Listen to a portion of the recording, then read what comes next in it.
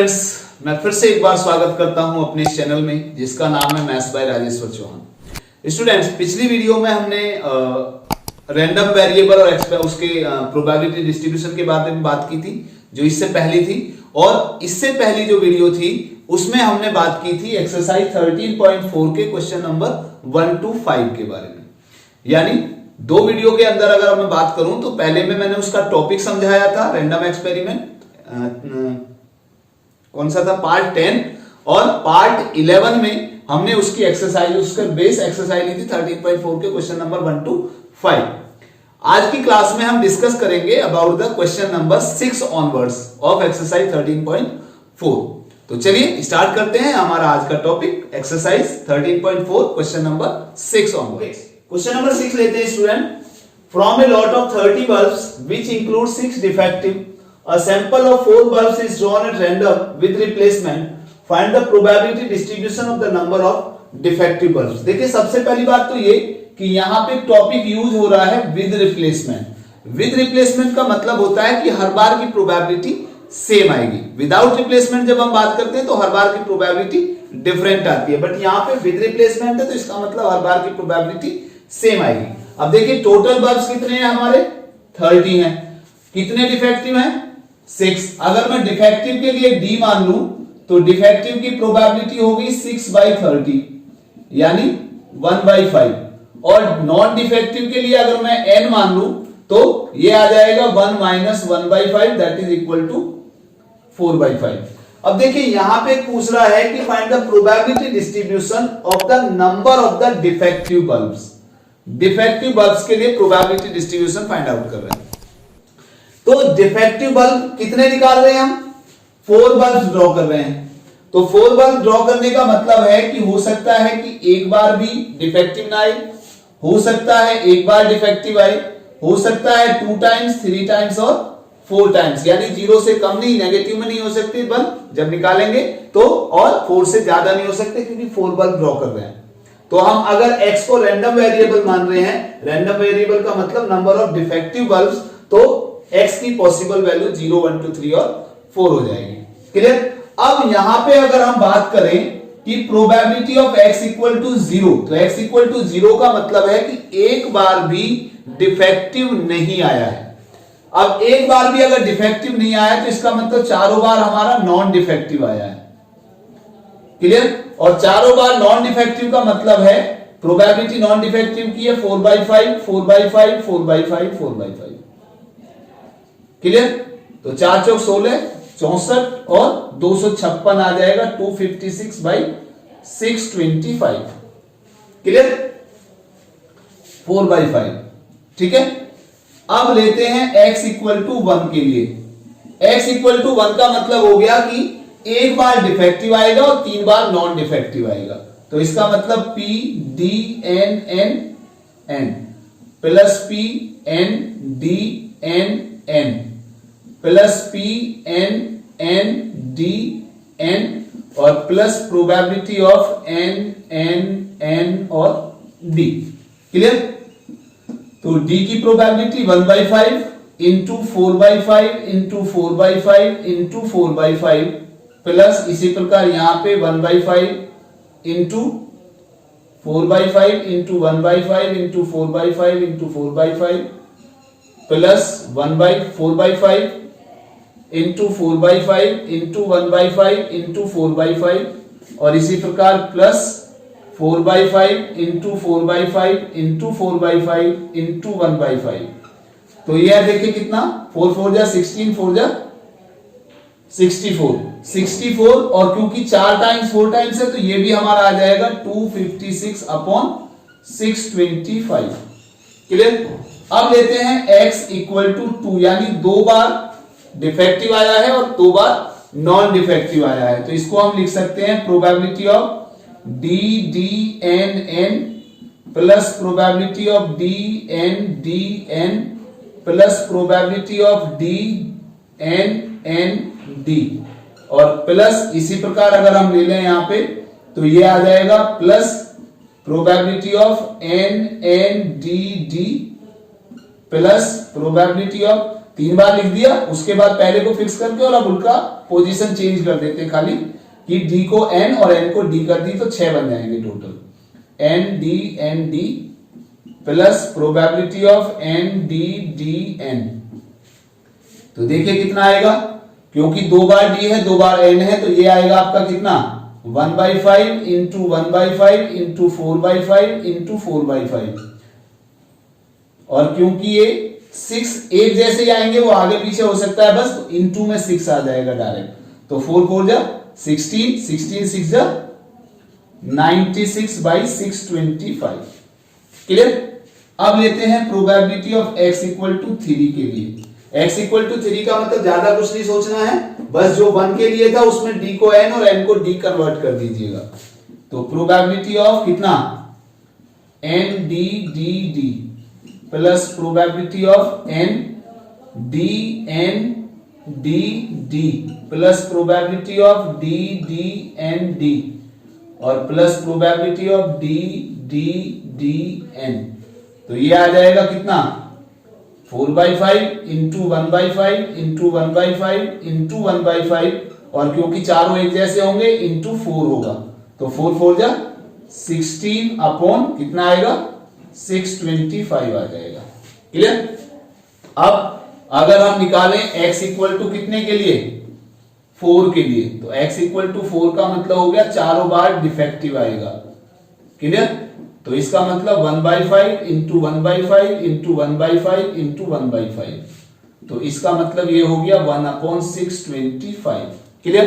तो probability distribution क्या होगा इसका, दैट इज कितना x px, तो x इक्वल टू 0 1 2 3 और 4। 0 के लिए कितना आया था 256/625, 1 के लिए कितना आया था 256/625, 256/625। 2 के लिए कितना आया था, 2 के लिए भी 96/625। 3 के लिए 16/625, 16/625 और 4 के लिए 1/625। तो इसका मतलब देखिए, इसको अगर मैं ऐड करूं स्टूडेंट, 256 256 96 16 और 1, 6 4 24 और 1 25, 2 5 2 7 7 5 12 12 और 10 22, 2 2 4 और 2 6, तो 625 अपॉन 625 यानी 1 आ जाएगा सम। क्लियर। ये तो केवल चेक करने के लिए, this is called the probability distribution. Question number 7 लेते हैं student. A coin is biased so that the head is 3 times as likely to occur as tail. If the coin is tossed twice, find the probability distribution of number of tails. देखिए वह एक student, इसमें एक word आ रहा है that is biased. What is the meaning of biased? आपको जब मैंने स्टार्टिंग में प्रोबेबिलिटी स्टार्ट की थी तब बताया था कि बायस्ड, अनबायस्ड, फेयर और अनफेयर का मीनिंग क्या होता है। फिर से एक बार सुन लीजिएगा। अगर हम कहते हैं कि एक coin is a fair coin is tossed, तो फेयर कॉइन का मतलब होता है, या फेयर डाई का मतलब होता है कि अपनी एक्चुअल पोजीशन में है। यानी कॉइन को अगर टॉस करें तो हेड और टेल की प्रोबेबिलिटी सेम आएगी। It means they are equally likely outcomes, head and tail. एक फेयर डाई को हम थ्रो करते हैं तो उसमें 1 to 6 आने की प्रोबेबिलिटी सभी की सेम होगी। लेकिन अनफेयर का मतलब है कि अगर हम एक अनफेयर कॉइन को या बायस्ड डाई को, बायस्ड कॉइन को हम थ्रो करते हैं या टॉस करते हैं तो उसमें हेड और टेल की प्रोबेबिलिटी सेम नहीं आएगी। तो अनबायस्ड और फेयर अपने एक्चुअल पोजीशन में है, फेयर और अनबायस्ड। और अनफेयर और बायस्ड का मतलब होता है कि we change the shape of the coin और द डाई, यानी हम अब उनकी हेड और टेल की प्रोबेबिलिटी सेम नहीं आएगी या 1 to 6 की प्रोबेबिलिटी सेम नहीं आएगी। तो यहां पे कह रहा है कि बायस्ड कॉइन है, उसमें हेड की प्रोबेबिलिटी 3 टाइम्स आती है टेल के मुकाबले। यानी अगर टेल की प्रोबेबिलिटी x आती है तो हेड की प्रोबेबिलिटी 3x आएगी। क्लियर। तो हम मान लेते हैं कि let the probability of tail be x, so the probability of head कितनी हो जाएगी, हेड की हो जाएगी 3x। और आप जानते हो कि किसी भी इवेंट के होने या और ना होने की प्रोबेबिलिटी का सम 1 होता है। तो it means probability of head plus probability of tail is equal to 1। It means x plus 3x plus x equal to 1। It means 4x equal to 1। It means x equal to 1/4। तो इसका मतलब हुआ कि हमारी tell की probability हो गई 1/4 और हेड की प्रोबेबिलिटी हो गई 3/4। क्लियर?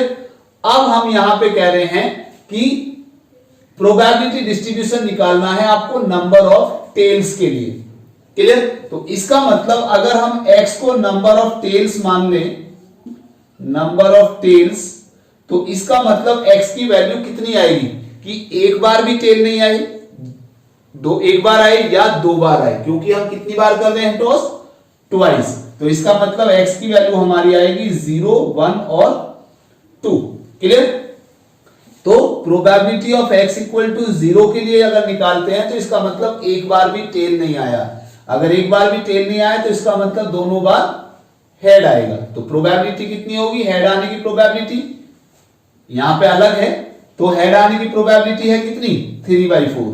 तो इसका मतलब 3/4 इंटू 3/4 दैट इज 9/16। इसी प्रकार अगर x इक्वल टू 1 के लिए निकालते हैं तो इसका मतलब एक बार हेड आया, दूसरी बार टेल आया है, या उल्टा भी हो सकता है कि पहली बार टेल आया है, दूसरी बार हेड आया है। क्लियर? तो इसका मतलब हो जाएगा आपका कितना? 1/2 इंटू 1/2, सॉरी क्योंकि यहां पे अलग है प्रोबेबिलिटी, 1/2 नहीं आएगी, ये तो अनबायस्ड टाइप काउंट के लिए है। तो 3/4 इंटू 1/4 प्लस 1/4 इंटू 3/4, तो इसका मतलब 3/16 प्लस 3/16, इसका मतलब हो गया 6/16। क्लियर?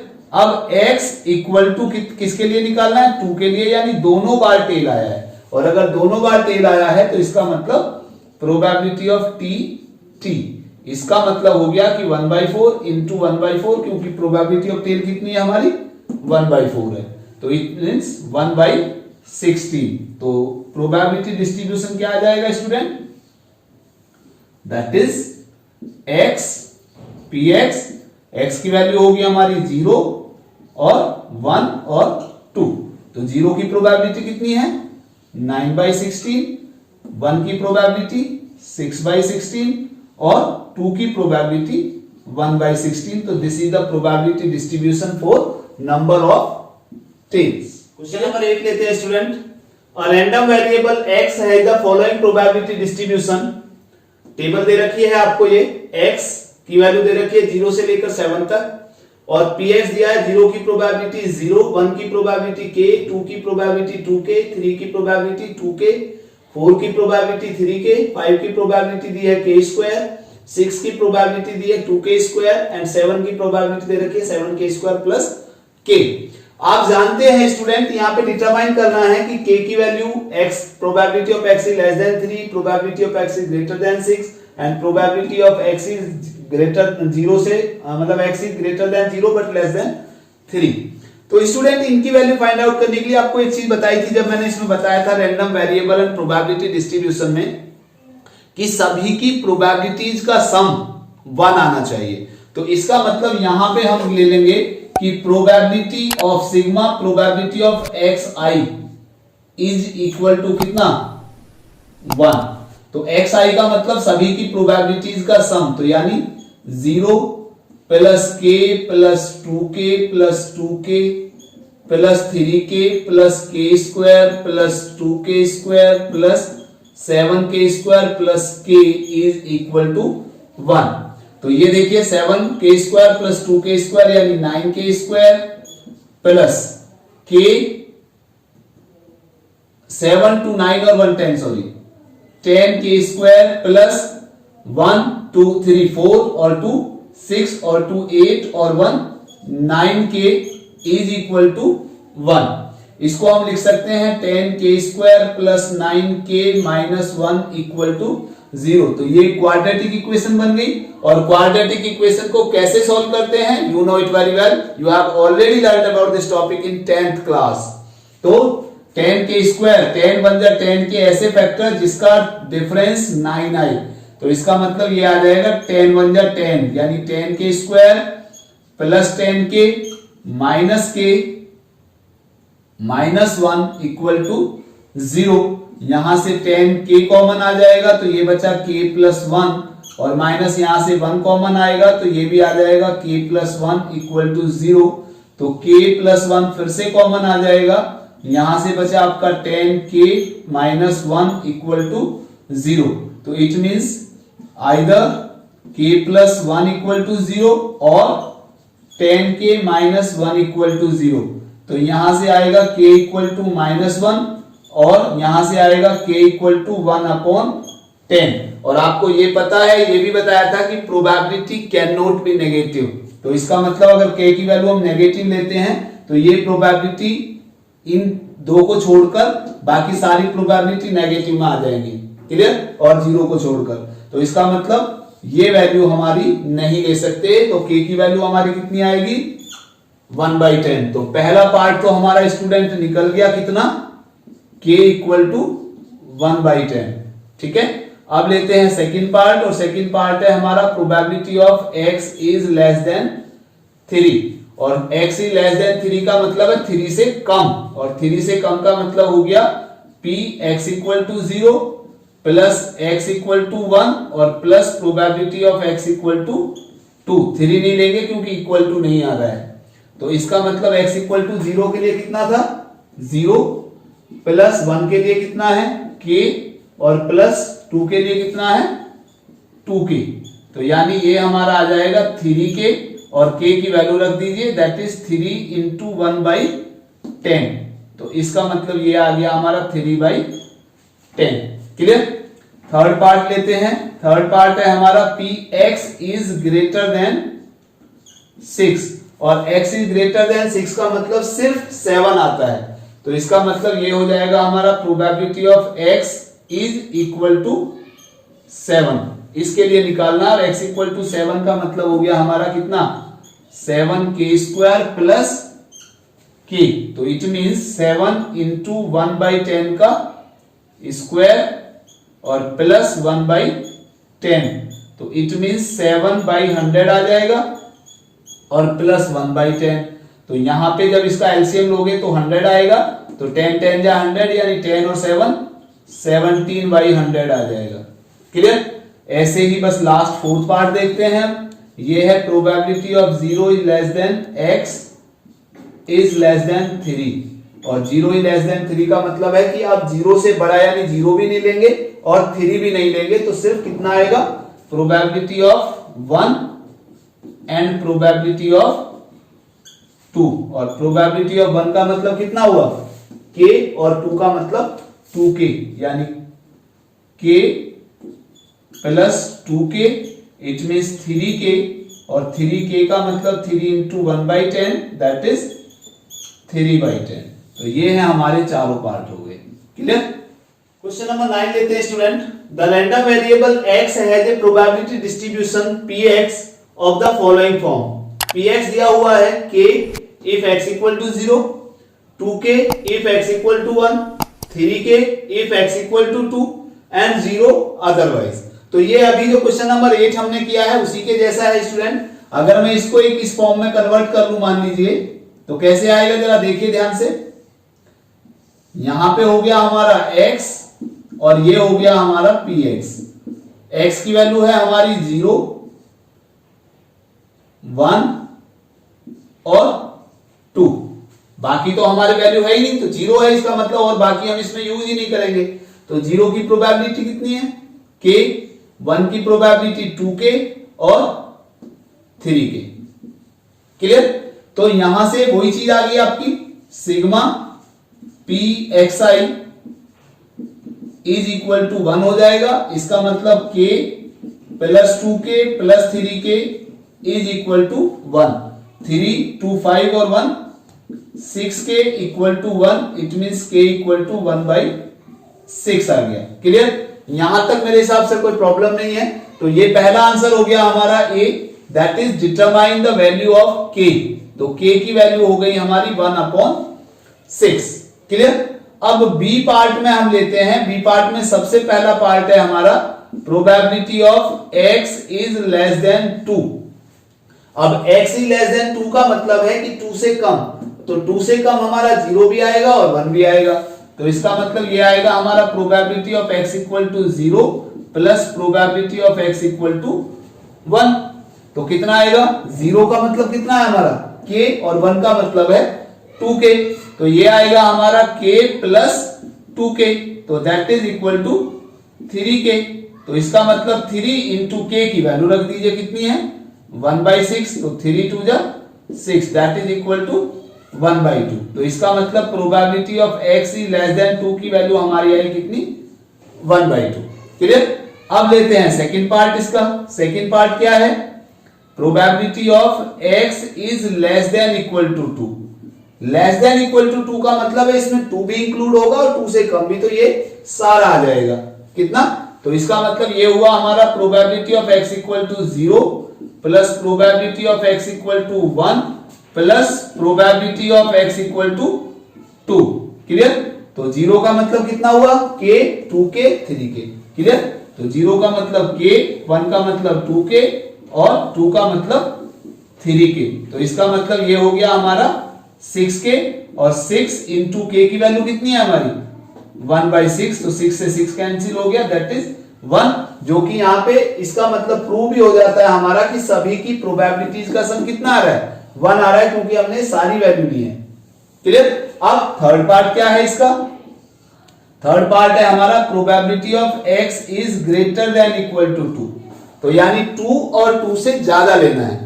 तो 2 और 2 से ज्यादा का मतलब सिर्फ 2 ही आएगा, 2 से ज्यादा तो कुछ है ही नहीं। तो कितना आ जाएगा हमारा ये 3k, और 3k का मतलब हो गया 3 इंटू 1/6, दैट इज 3 2 जा 6, इसका मतलब 1/2। तो ये है हमारे बी के तीनों पार्ट। Clear student? ये था हमारा टॉपिक एक्सरसाइज 13.4 के क्वेश्चन नंबर 6 to 9, 6 7 8 9। उम्मीद करता हूं कि आपको ये अच्छी तरह से समझ में आ गया होगा। क्लियर?